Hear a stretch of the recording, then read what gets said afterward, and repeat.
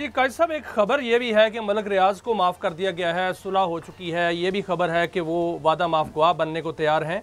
इसमें हकीकत क्या है? क्या मलिक रियाज वाक़तन वादा माफ़ गवाह बन जाएंगे और बानी पीटीआई के लिए कोई मुश्किलात बढ़ सकती हैं? ये मलिक रियाज साहब बैरिया वाले ही है ना? जी जी, मलिक रियाज साहब तो पाकिस्तान में एक ही हैं। वो मलिक रियाज साहब जो है, आपको पता है, हर इक़्तिदार के अरे वो के तो बड़े सारी करीब दुनिया में रहे एक हैं। और सारी दुनिया में एक है। तो मुझे नहीं लगता कि मलिक रियाज साहब वादा माफ गवाह बनेंगे। ये एक दिन काफी महीने पहले जावेद चौधरी साहब ने भी ये खबर दी थी और एक प्रोग्राम में हम बैठे हुए थे, गालबन वो हम न्यूज का ही प्रोग्राम था, और काफी माह पहले मैंने कहा था कि मुझे ये होता हुआ नजर नहीं आ रहा। अब दोबारा मैं ये समझता हूं कि मुझे नहीं लगता कि मलिक रियाज साहब जो हैं वो वादा माफ गवाह बनेंगे किसी के खिलाफ। हाँ, हो सकता है अपने ताल्लुकात वो किसी और तरीके से बेहतर कर लें, कोई जमीन दे दें, कुछ और चीज एडजस्ट कर लें, लेकिन वादा माफ गवाह बनते हुए मुझे मलिक रियाज साहब नजर नहीं आ रहे। अगर वो इमरान खान के खिलाफ बनेंगे तो फिर इधर जिसने जो मलिक साहब से वादे किए और जो कुछ होता रहा, तो फिर बहुत सारे पर्दा नशीनों के नाम खुलेंगे। तो मुझे टू बी ऑनेस्ट ऐसा नहीं लगता कि वो कोई वादा माफ गवाह बनेंगे और कोई गवाही देंगे। मियाँ साहब, आप मियाँ शाहिद साहब, अभी आपने अतर काज़मी साहब की बात सुनी, आपका क्या वर्जन है? आप भी इस्लामाबाद में हैं। लेकिन सर देखें, इसमें जो मुस्लिम मुल्क जो है, एक दोस्त मुल्क को उसने तो किरदार अदा किया है बाकायदा तौर पर। अरब अमारात की जानिब से ये वहाँ पर जो है वो बाकायदा तौर पर बात आई कि वहाँ पर जो मलिक रियाज हैं वो मुल्क के अंदर बेहतरीन अंदाज से काम करेंगे और बैरून मुल्क भी करेंगे। और जो इस तरह की खबरें आ रही हैं और इस हवाले से आ रहा है कि मलिक रियाज साहब जो हैं उनके तमाम मामला, ये शवाहिद भी नज़र आ रहे हैं, क्योंकि उनकी जो प्रॉपर्टी नीलाम होनी थी वो भी नहीं हुई और जो 12 तारीख को होनी थी उसको भी तारीख को आगे कर दिया गया। शायद कोर्ट ने भी उस पर नोटिस ले लिया।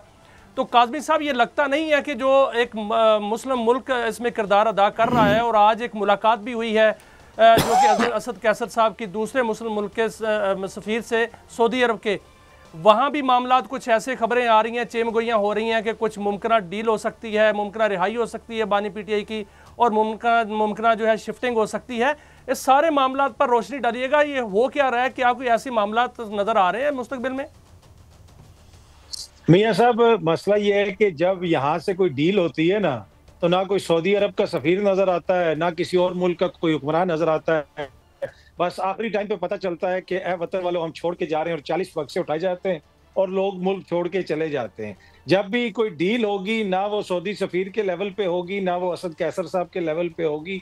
तो मुझे नहीं लगता कि सऊदी अरब इस वक्त इमरान खान साहब को बचाने के लिए कोई मुतहरिक हो चुका है। बाकी तहरीक इंसाफ वाले अपने आप को खुश करने के लिए इस तस्वीर को शेयर कर सकते हैं, मुख्तलिफ इसको रंग दे सकते हैं, पर मुझे कोई टू बी ऑनेस्ट ऐसी बात होती हुई फिलहाल नजर नहीं आ रही। अच्छा, एक और अतर काज़मी साहब, हम तहरीक इंसाफ की बात कर लेते हैं। जी जी, मैं एक मिनट दीजिएगा। अच्छा, बात यह है कि ख्वाजा आसिफ साहब के 2 बयान आए और बड़े मुनासिब बयान थे कि जी ये हम जो सो कॉल्ड इब्राहिम अकॉर्ड है उस पे हम उसके हवाले से देखेंगे कि जो अरब ममालिक हैं वो क्या करते हैं। आप ये समझते हैं कि ऐसी कोई तजवीज़ और फिर सनाउल्लाह साहब ये कह रहे हैं कि हम अरब ममालिक के साथ चलेंगे।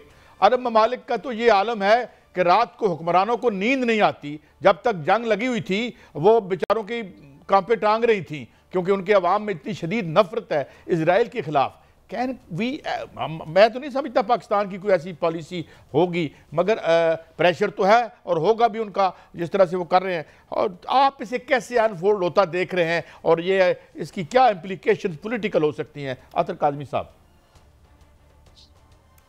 देखिए काजी साहब, ये दोनों मौकों के ऊपर ना मोजिज वुजरा से क्वेश्चन किया गया है, सहाफियों की जानिब से क्वेश्चन किया गया है। एक होता है कि आप बाहर आते हैं, आके आप एक पॉलिसी बयान देते हैं। अब उनसे जब क्वेश्चन किया जाएगा उसके ऊपर उन्होंने कोई ना कोई बात तो करनी है। राना सनाउल्लाह साहब का भी मैं क्लिप देख रहा था, पूरा उसका कॉन्टेक्स्ट है, वो उसकी बात कर रहे हैं। लेकिन इब्राहिम अकॉर्ड के हवाले से क्या पाकिस्तान पे प्रेशर आ सकता है?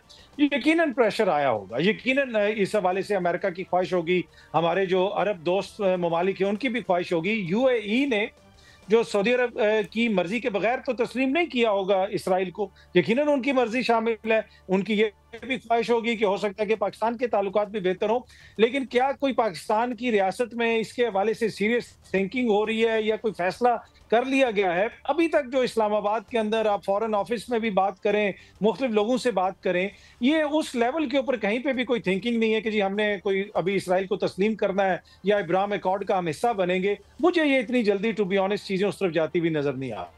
बहरहाल ये आप बड़ा सेंसिटिव मामला है। और लेकिन एक और मियां साहब आप कुछ बात करना चाहते थे, फिर मैं आगे बढ़ता हूँ।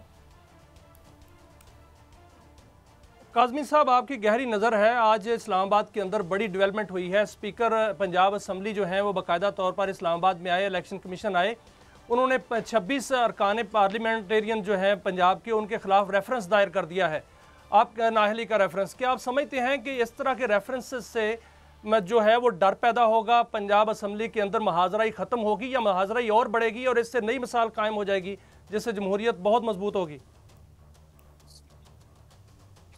देखिए, टू बी ऑनेस्ट, माजी के अंदर भी यहाँ पे असेंबलियों में एहतजाज होता रहा। आप भी अरसे दराज से सहाफत में कवर कर रहे हैं। काजी साहब ने तो वो 90s की असेंबलियां भी कवर की होंगी जहां पे गो बाबा गो के नारे लगते थे। वहां पे शेख रशीद साहब क्या जुबान इस्तेमाल करते थे, कुछ लोगों को गिरफ्तार करके बाद में बावलपुर जेल शिफ्ट किया गया। तो असेंबली के अंदर तो बहुत कुछ होता रहा, लेकिन उस जमाने में भी कभी किसी ने डी सीट करने की बात नहीं की। आज स्पीकर साहब कौन सी आईनी कैपेसिटी के अंदर खुद जाके उस इलेक्शन कमिश्नर से मिले हैं जिसके ओहदे की मियाद भी खत्म हो चुकी है, 26वीं तरमीम की वजह से वो वहां पे बैठे हुए।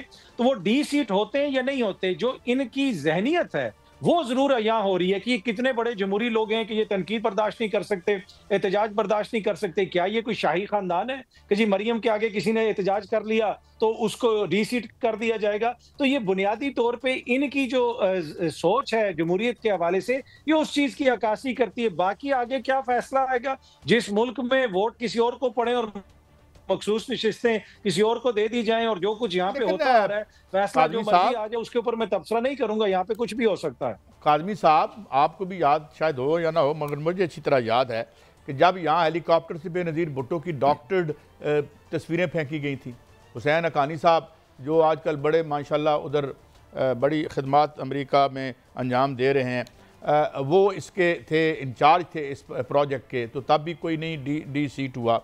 लेकिन सवाल ये है कि 2/3 मेजॉरिटी मिल गई है। अब इस 2/3 मेजॉरिटी में आपके पास इख्तियारात कितने हैं ये अल्लाह बेहतर जानता है, या आप सब खुद समझ सकते हैं। तो अब क्या करना है? ये ज़ियाउल हक वाला रेफरेंडम करवाना है कि 99.9% वोट मिल गए हैं, या परवेज मुशर्रफ वाला? मतलब की लबड़ा जी, मतलब इख्तियार जितना आपका है हमें पता है, वही नो, बस आप गाड़ी में बैठ के झंडा हिला लें। तो कुछ सब्र आ सकता है या नहीं आ सकता काज़मी साहब? देखें काजी साहब, कोई भी चीज जब आप तामीर कर रहे हो या किसी चीज को डेवलप करने की कोशिश कर रहे हो, उसके पीछे एक विजन होता है, कोई सोच होता है, सियासी सोच होती है, कोई नजरिया होता है। इस वक्त जो कुछ भी हो रहा है वो एक तरह से फायर फाइटिंग है। वो बुनियादी तौर पे चीजों को काउंटर करने की कोशिश हो रही है कि हमने इमरान खान साहब की सियासत को कैसे काउंटर करना है, कैसे अपने आप को मजबूत करना है। आप किसी भी जगह पे हो, किसी भी रिलेशनशिप में हो, चाहे वो सियासी रिलेशनशिप हो, चाहे वो आपकी जाती रिलेशनशिप हो या कारोबारी रिलेशनशिप हो, अगर आप इनसिक्योर होते हैं तो आप अगले बंदे की जिंदगी को अजाब बना देते हैं। इसी तरीके से जो हुकूमतें इनसिक्योर होती हैं, जो रियासतें इनसिक्योर होती हैं, वो अपने शहरियों की जिंदगी को अजाब बना देती हैं। उनको हर शहरी के अंदर गद्दार नजर आता है। और जो हुकूमतें इनसिक्योर होती हैं, उनको हर चीज में खतरा नजर आता है। तो ये बुनियादी तौर पे उस सिंड्रोम का हम डिस्प्ले देख रहे हैं कि भाई इधर से भी हम आप कह रहे हैं गोया काज़मी साहब भी बन गई। आप कह रहे हैं कि वो क्या कहते हैं, कांपे अपनी टांगरी होती हैं और जबर बढ़ जाता है। ये तो हमने सुना है। मगर मेरा आखिरी सवाल आपसे ये है कि कोई कल एक टीवी चैनल पे एक बहुत बड़े साफ़ी फरमा रहे थे कि 27वीं तरमीम आ रही है और इसमें जो है वो कुछ जो सरकारी मुलाजमीन पर एक बंदिश होती है कि 2 साल बाद वो सियासत कर सकते हैं या किसी पब्लिक ऑफिस में होल्ड कर सकते हैं। All this social media rumours, या do you think it holds water? देखिए, सरकारी मुलाजमीन पे तो बंदी का कितना इतलाक होता है और कितनी नहीं होती सियासत, वो तो पूरे मुल्क को पता है। लेकिन क्या ऐसी कोई चीज़ है, टू बी ऑनेस्ट अभी तो बहुत सारी बातें हो रही हैं सोशल मीडिया पे, आपको पता है मुख्तलिफ चीज़ें गर्दिश कर रही हैं। 27वीं आईनी तरमीम में एक आईनी कोर्ट की भी बात हो रही है। तो ये तो जब मामला सामने आएगा, लेकिन उससे पहले इस्लामाबाद में जो कुछ हुकूमती शख्सियात हैं वो ये कह रहे हैं कि हमने खैबर पख्तूनख्वा से पहले सेनेट का इलेक्शन फतह करना है, उसके बाद फिर आगे हमने अपनी फतवात का सिलसिला बढ़ाना है। तो 27वीं आईनी तरमीम, मेरा नहीं ख्याल कि जब तक सेनेट को फतह नहीं कर लिया जाता तब तक वो आएगी। उसको पहले फतह किया जाएगा, उसके बाद वो आएगी। Atar Kazim Saab, it was a great pleasure to have you on the show. Very much.